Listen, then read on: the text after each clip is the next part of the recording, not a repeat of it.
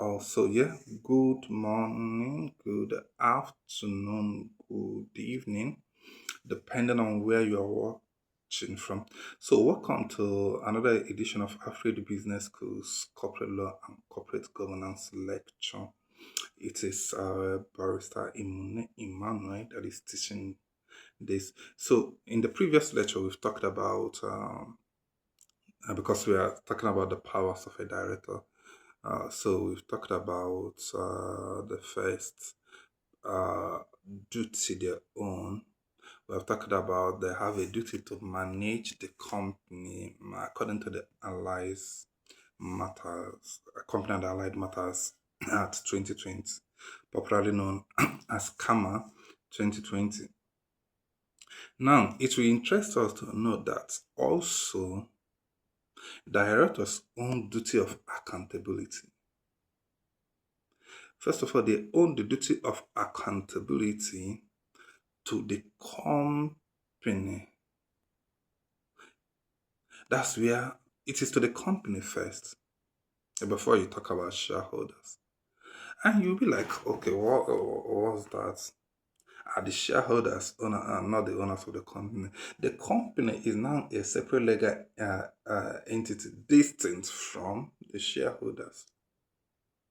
The company shareholders gave birth to an artificial person. And this artificial person have his own life, and then the directors are the mind of that company, so their duty first is to the company, because if they don't know, most times they will exploit the company. Directors will exploit the company to satisfy the shareholders, while the corporate ecosystem will suffer. In fact, during the time there was this bank collapse in Nigeria and all of that. So what you discover is happening. You discover that the shareholders, who are the owners of the banks, will not influence it, because most of the time the shareholders are also directors at the time, or sometimes they influence their colonies, who are the directors, and they give loan to their family and friends. And most times remember that these funds are from investors.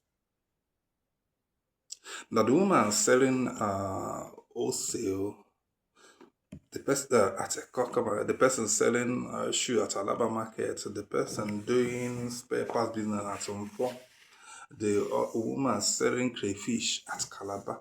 All of these people gathered their sweat, their time, their treasures, their sweat and blood, and they subscribe to the shares of this company.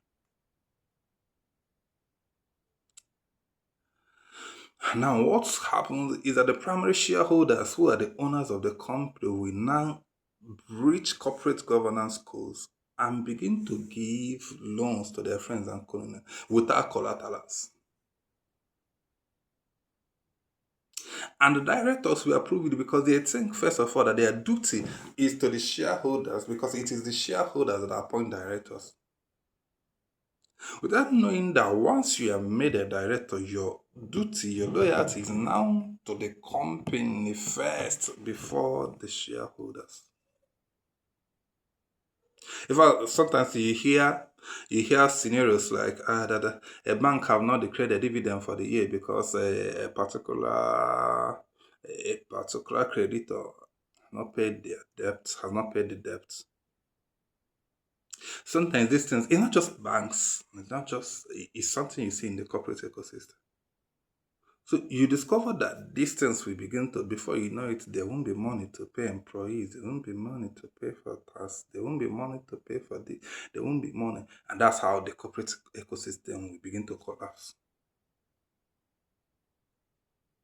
So the directors owe first the duty of accountability to the company.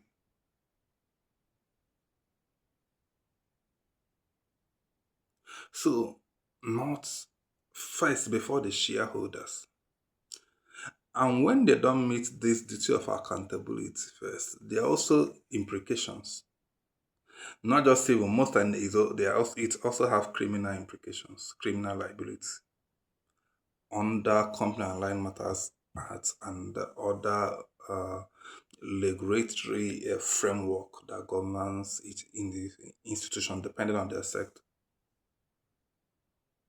So we have to know this first.